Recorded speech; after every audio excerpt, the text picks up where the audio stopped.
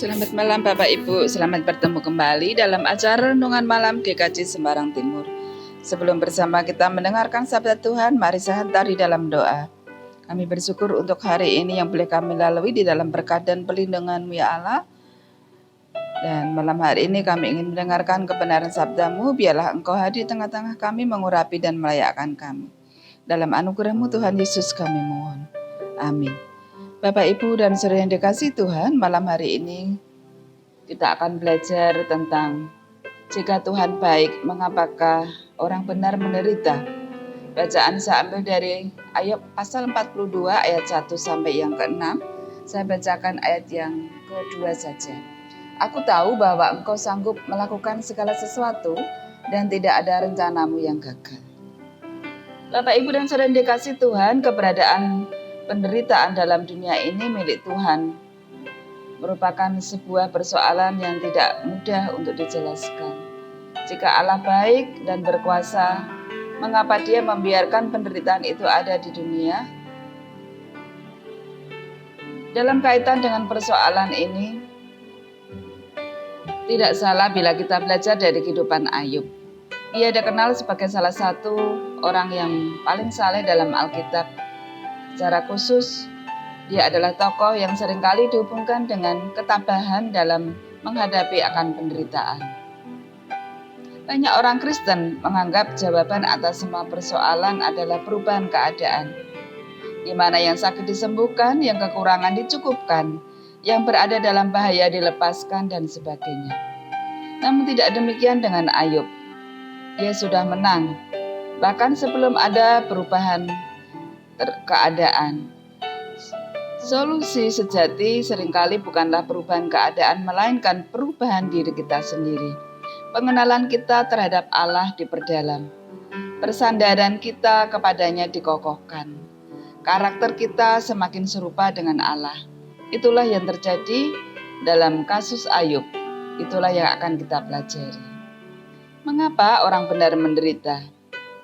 Yang pertama, supaya kita mengenal kedaulatannya. Ayat yang kedua. Ayub mengakui bahwa di balik segala sesuatu termasuk kesengsaraan yang menimpanya adalah rencana Allah.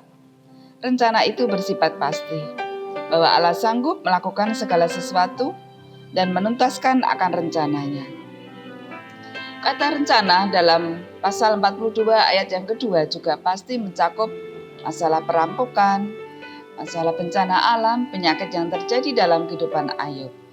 Apa yang terlihat sebagai musibah atau perampokan tetaplah rencana Allah. Apa yang dipandang sebagai kebetulan dan alamiah, yaitu bencana alam, adalah bagian dari rencana Allah. Apa yang tampak begitu buruk, sakit kulit, merupakan rencananya. Walaupun semua itu adalah rencana Allah, bukan berarti secara aktif Allah langsung terlibat di dalamnya. Iblislah yang menjadi aktor intelektual yang menggunakan orang-orang jahat dan juga alam untuk menyengsarakan Ayub. Bagaimanapun hal itu tetap tidak meniadakan kedaulatan Allah. Yang kedua, supaya kita mengakui hikmat Allah. Ayat 3-4. Dalam penderitaan yang berat kita cenderung memborbardir Allah dengan deretan pertanyaan. Di manakah Engkau ya Allah? Apakah Engkau peduli? Mengapa Engkau membiarkan ini terjadi? Apa maksud-Mu dari semua ini? Kita menginginkan jawaban yang tuntas. Kita tidak mau hidup dalam kebimbangan, kebingungan, dan ketidaktahuan. Lebih celaka lagi, seringkali kita menginginkan jawaban yang menurut kita, yang masuk akal dan menyenangkan. Pertanyaan di atas seringkali menunjukkan bahwa manusia sering kekurangan hikmat. Banyak perkataan, kurang pengetahuan. Ayat yang ketiga. Dengan arogan ingin mengetahui segala sesuatu padahal pengetahuannya sangat terbatas. Yang ketiga, supaya kita mengenal Allah lebih personal atau mendalam. Ayat yang kelima. Ayub yang saleh ternyata tertimpa beragam peristiwa yang buruk. Dapat dipahami sebagai kutuk menurut kacamata publik pada waktu itu. Ayub berusaha memahami semua itu dalam kerangka teologi retributif. Para sahabat Ayub pun memandang situasi dengan kacamata yang sama. Tak heran, mereka berusaha untuk meyakinkan Ayub tentang dosa-dosanya. Bagi mereka, hal-hal yang buruk tidak mungkin terjadi pada orang saleh. Setiap penderitaan pasti disebabkan oleh dosa tertentu. Namun kali ini Ayub mengenal Allah dengan cara yang baru. Allah yang jauh lebih besar dan kompleks daripada yang selama ini dia pikirkan. Allah berada di luar kotak retributif. Konsep taat yang berarti berkat, fasik yang berarti kutuk, hanyalah cara umum yang berlakukan. Dia tidak harus terikat dengan semua itu. Dan Ayub sedang dilatih oleh Tuhan untuk berpikir di luar kotak itu. Bukan hanya lebih mendalam. Pengenalan Ayub kepada Allah lebih personal.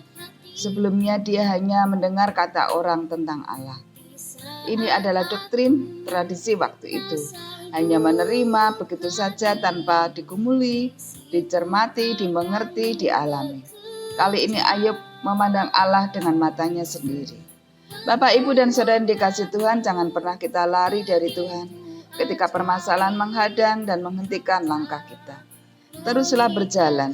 Tetaplah kerjakan apa yang menjadi tugas kita yang Tuhan percayakan. Teruslah berdoa dan bangunlah altar secara pribadi, persekutuan dengan Tuhan.